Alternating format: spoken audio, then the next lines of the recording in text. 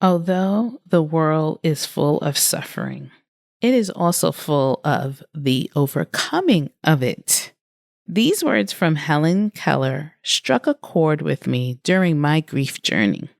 Like Helen's victorious navigation over her blindness and deafness, you too can overcome your grief. How does grief change you? And more importantly, how can you harness that change for personal growth? Stay tuned. Welcome to Overcoming Grief, a show for women experiencing profound grief and looking for support in healing and transforming their lives. If you are ready to heal after a loss, create a new self-identity, take responsibility to do the hard things, and get massive results in your life, this show is for you. Now, here's your host, Master Grief and Life Coach, Sandy Linda. Hello, creative humans. How are you all doing today? I am going through some changes, but still embrace those summertime adventures. A colleague and a good friend invited me to the Catskills. Have you ever been? It was my first adventure to check out the New York State mountains. We set out on a hike, seeking comfort and reflection among the rugged beauty of nature. It's amazing how the great outdoors can provide perspective and healing during challenging times. When I reached the top of the mountain, I was blown away by the stunning scenery, rolling hills, and grassy valleys as far as I could see. At that moment, I realized how my grief journey has shaped my leadership. The climb symbolized how I grew stronger and more aware after experiencing loss. Having walked through my own valleys and peaks of loss, I now bring the tools to empower others as they navigate their own path of the highs and lows of grief. How does an unexpected interruption impact personal and professional transformation? In today's show, I will explore the transformative power of grief and how it can lead to a personal growth and courageous leadership. Through my personal journey of navigating multiple losses, I discovered that grief, though challenging, can be a powerful wave maker for personal transformation. It helps me gain special insights and strengths that nurture bold and empathetic leadership in our personal and professional lives. Here's what I will cover in today's show. I will discuss how grief can affect our mental health and overall well-being. I will explore the various elements that shape our grief experience, including our relationships with the deceased and unresolved issues. I will also talk about the challenges of grieving in a society that often push us to move on too quickly. And I will share how I discovered ways to channel my grief into personal growth and leadership. And of course, I will provide 5 practical strategies you can take to navigate your personal grief journey and emerge as a courageous leader. By the end of this episode, you'll have a deeper understanding of how grief can be a springboard for positive change. And you'll be prepared with tools to help you on your own journey of transformation. So whether you're currently navigating grief or supporting someone who is, this episode is for you. Let's dive in and explore how we can become courageous leaders through our grief experiences. After experiencing some severe setbacks, I was uncertain if any changes were possible. It has been draining because I was clueless about how to cope with the death of my mom, followed by my sister and my dad. Yeah, when you're listening, it's a lot to process. Not to mention the sudden withdrawal of friends who couldn't handle or support me during my grieving process. That made me feel uneasy and messy. Grief was messy and overwhelming, yet it became an unexpected motive for profound personal growth. Through the pain, I discovered rivers of strength I didn't know I had. I learned to navigate complex emotions, develop a deeper sense of empathy, and gain a new perspective on life priorities. These valuable insights gained from my grief journey began to shape me into a more resilient and compassionate individual, qualities that would later prove invaluable in my leadership roles. When my mom passed away, the pain was overwhelming, but I felt privileged to have such a loving bond with her. Yes, we had fights here and there, but she always sprinkles it on with travel destinations.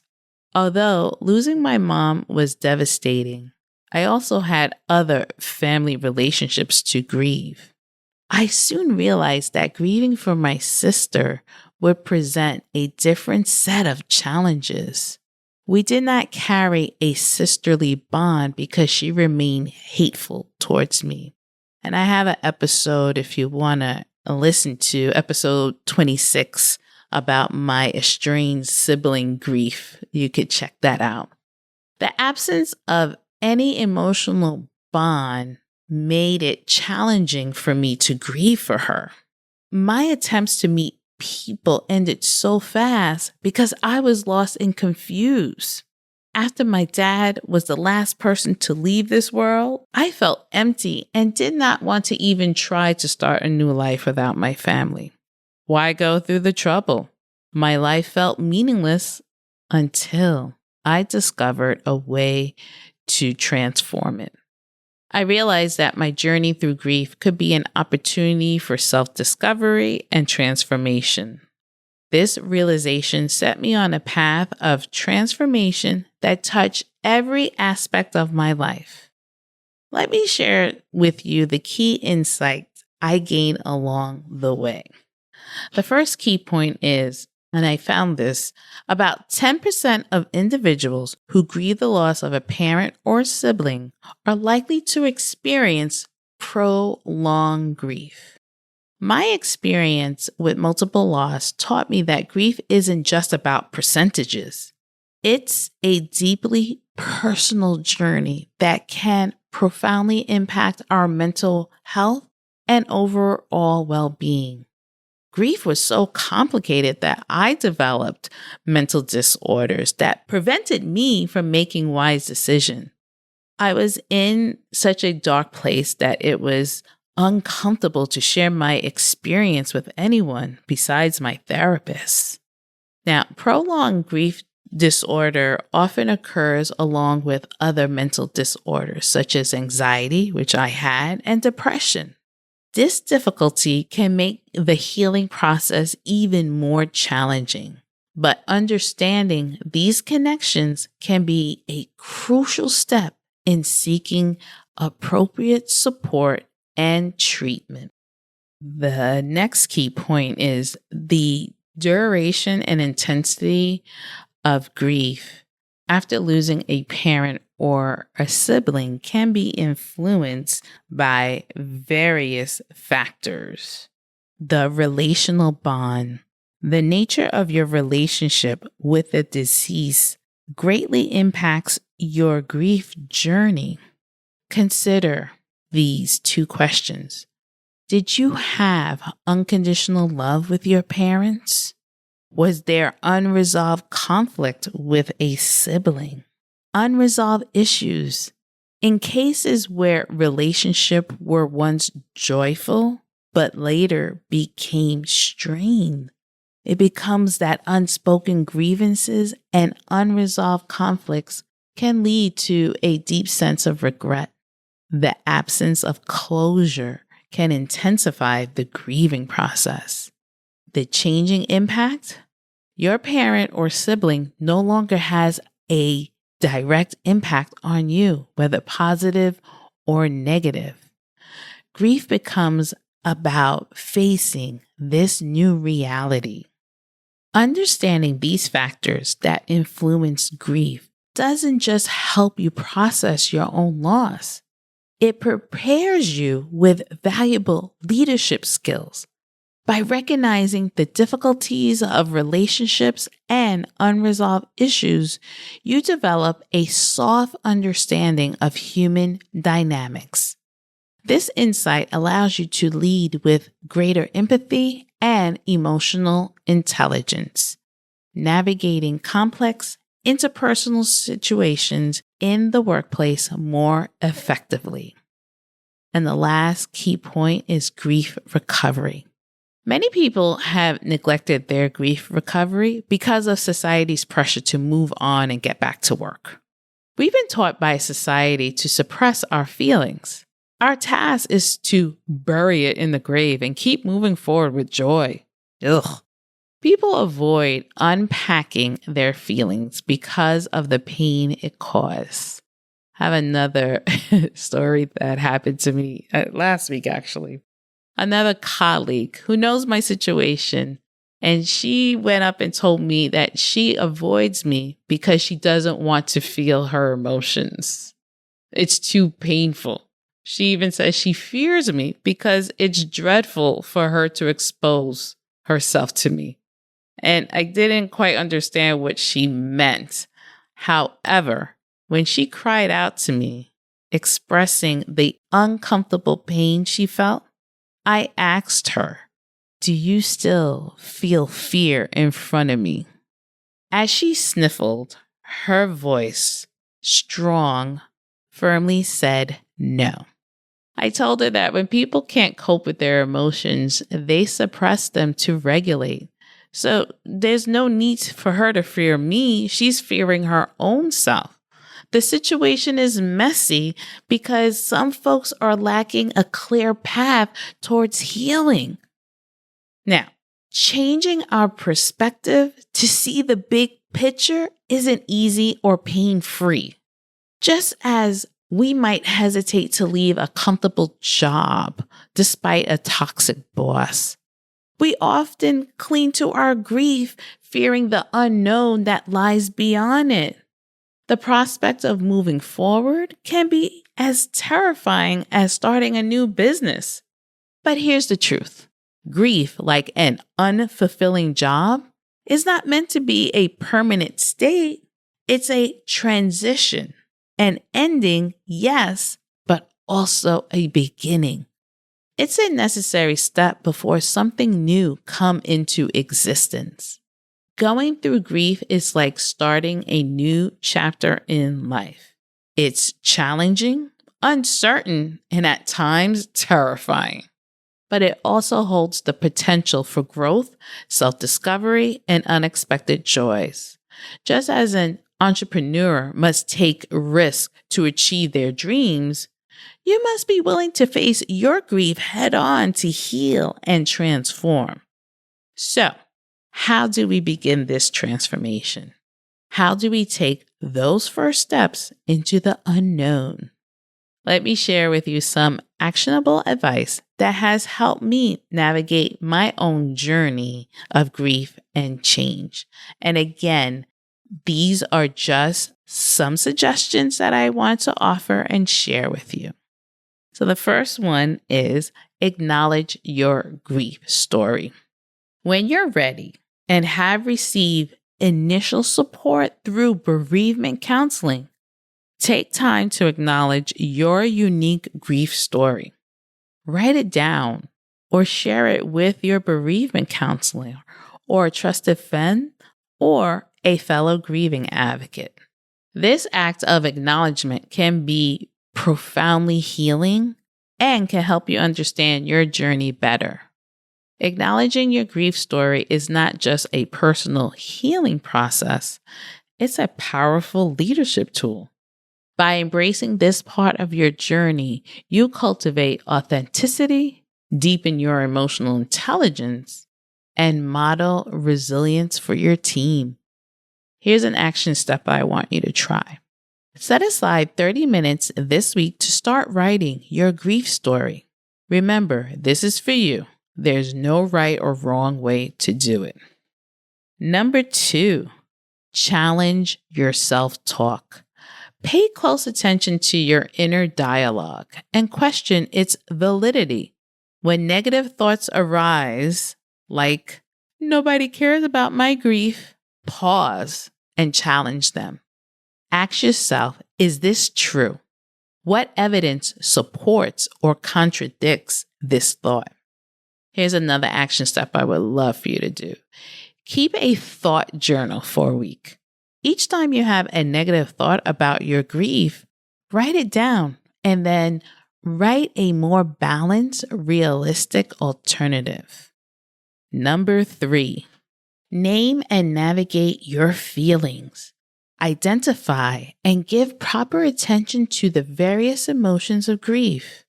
These might include sadness, anger, guilt, resentment, bitterness, disbelief, and loneliness. Remember, all of these feelings are valid and part of the process. Another action step I would love for you to do is create an emotional wheel for your grief. Each day, identify which emotions you're experiencing and journal about them. This can help you track your emotional journey and identify patterns. Number 4, embrace resilience in the face of disruption. Overcoming grief. Recognize that setbacks are a normal part of the grieving process. While you can't control external events or others' reaction, you can control your response. Focus on developing coping mechanisms that promote healing and foster resilience. Reframe setbacks as learning experiences. It helps you to shift your focus away from negative thoughts or emotions. You will grow as an individual and propel you forward on your journey to success. Develop a resilience toolkit. List 5 healthy coping strategies you can use when facing setbacks. This might include deep breathing, calling a friend, or engaging in a favorite hobby. And number 5, cultivate inner peace. Work towards a state of inner peace and acceptance. This doesn't mean forgetting your loved one, but rather finding a way to move forward while honoring their memory. And in this action step, start a daily mindfulness practice. Even just 5 minutes a day of meditation or mindful breathing can help cultivate inner peace. Remember, healing is a journey, not a destination. Be patient with yourself as you work through these steps. Each small action you take is a step towards transformation and healing. As we wrap up today's episode, let's reflect on the transformative journey we explored together. We explored grief in all its glory, understanding its power to shape us and make us better leaders. Remember, your grief journey is yours alone, but you're not alone in navigating it. Here are the key takeaways to help you transform your grief into a source of strength and courage. Embrace your story. Your grief is part of your life story. By acknowledging and sharing it, you not only heal yourself, but also inspire others. Reframe your thoughts. Challenge negative self-talk and reframe your grief experience as an opportunity for growth and self-discovery. Honor your emotions. Name and navigate your feelings. Each emotion is a stepping stone towards healing and understanding. Build resilience, overcoming grief. Embrace life disruptions as a chance of developing coping mechanism and foster resilience. Cultivate inner peace.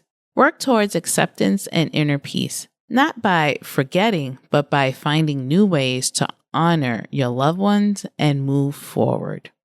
By applying these strategies, you're not just overcoming grief, you're transforming it into a source of wisdom, empathy, and strength. These are the very qualities that define courageous leaders. Your grief doesn't define you, but how you grow through it can redefine you. As you continue on this journey, remember that every step forward, no matter how small, is an act of courage. You have the power to not only heal, but to emerge as a beacon of hope and of resilience for others. In the words of Helen Keller, character cannot be developed in ease and quiet. Only through experience of trial and suffering can the soul be strengthened, ambition inspired, and success achieved. You are on the path to becoming that courageous leader in your personal life, in your relationships, and even in your professional pursuits. Embracing change can help you find your inner strength even in times of grief. Remember, seeking support is a sign of strength, not weakness. If you're struggling, please reach out to a mental health professional or a bereavement counselor. If today's discussion helped you or gave you any insight, please share this episode with someone you know who might go through something similar. Each share brings support and understanding to our listener community. Thank you for joining me on this exploration of grief, transformation, and leadership. Until next time, be kind to yourself and keep moving forward one step at a time. Have a wonderful week. Bye. Thanks for listening to today's episode of Overcoming Grief. If you're ready to move into a new, rewarding life experience and want more information about how to work with Sandy, visit www.sandylinda.com.